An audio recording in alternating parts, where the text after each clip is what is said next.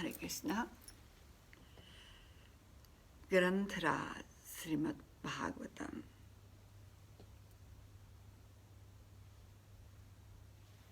हिंदी भागवतम,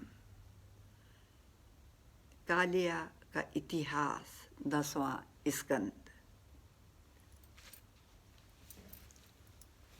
ओम नमो भगवते वासुदेवाय। ओम नमो भगवते वासुदेवाय। ओम नमो भगवते वासुदेवाय। वर्षों पूर्व गरुड़ सर्पों के निवास स्थान रमणक द्वीप में आकर सर्पों का वध किया करता था। कुछ की हत्या वह भोजन के लिए अथवा कुछ को अकारण ही मारा करता था।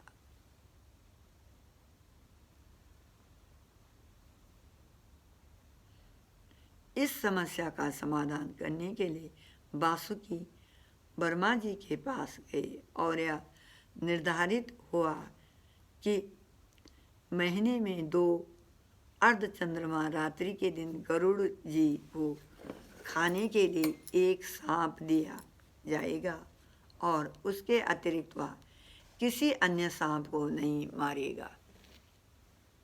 परंतु कद्रु का पुत्र दुष्ट कालिया गरुड़ के आने से पहले ही उसके लिए रखे सांप को खा लेता।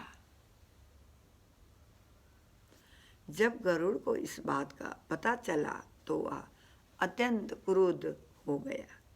कालिया को मारने की इच्छा से गरुड़ द्रुत गति से उसकी ओर दौड़ने लगा। जैसे ही गरुड़ ने कालिया पर झपटा मारा, उसने अपने सैकड़ों फनों से विष उगलते हुए अपनी रक्षा करने का प्रयास किया। अपनी भयानक आंखों को विस्तारित करते हुए कालिया ने गरुड़ को डस लिया। तब गरुड़ ने सोने जैसे चमचमाते अपने बाएं पंख से कालिया पर वार किया।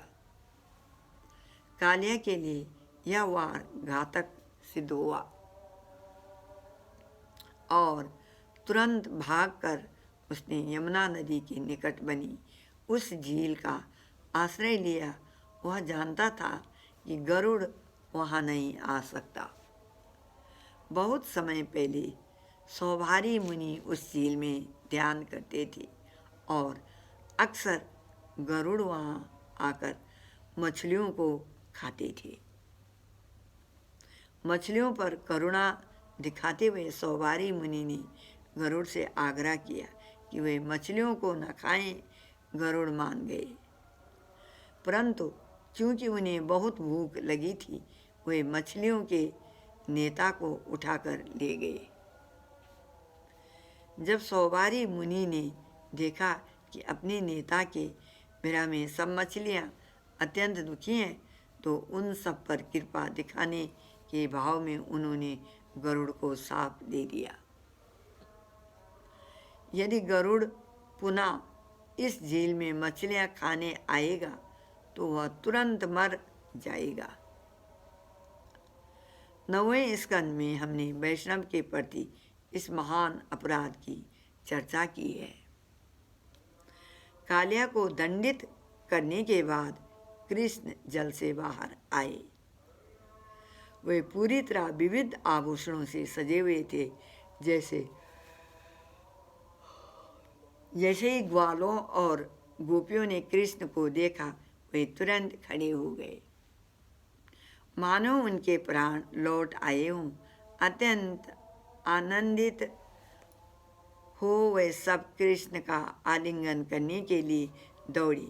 इतना ही नहीं, यमुना के तट पर विष के प्रभाव से सूख चुके वृक्ष पुनः हरे भरे हो गए। बलराम जी भी दौड़ कर गए और हंसते हंसते अपने भाई को गले से लगा लिया। वे कृष्ण की असीम शक्तियों से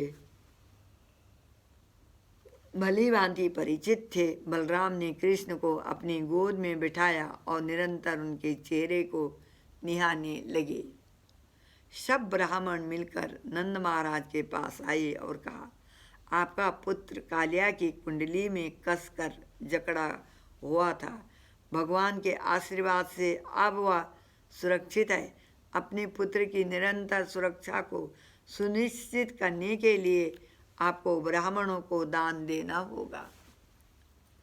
यह सुनकर नंद महाराज ने अत्यंत हर्ष के साथ ब्राह्मणों को गायें और सोना दान में दिया। जब जसोदा मैया ने कृष्ण को अपनी गोद में उठाया तो वे बार बार उनका आलिंगन करते हुए रोती रही, क्योंकि सब वृंदावन वासियों को बहुत भूख लगी थी और वे सब थक गए थे। उन्होंने कालिंदी यमुना के तट पर ही रात बिताने का निश्चय किया। जब वे रात को सो रहे थे, अचानक सूखे वन में आग लग गई। धीरे धीरे अग्नि उनके निकट आने लगी और उन्हें चारों ओर से घेर लिया। शायद यह अग्नि कालिया के किसी मित्र अथवा कंस के सेवकों द्वारा लगाई गई थी।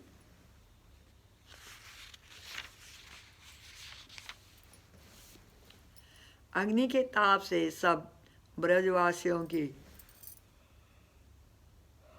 नींद खुल गए और इस विपदा को आया देख हुए रक्षा के लिए कृष्ण को पुकारने लगी।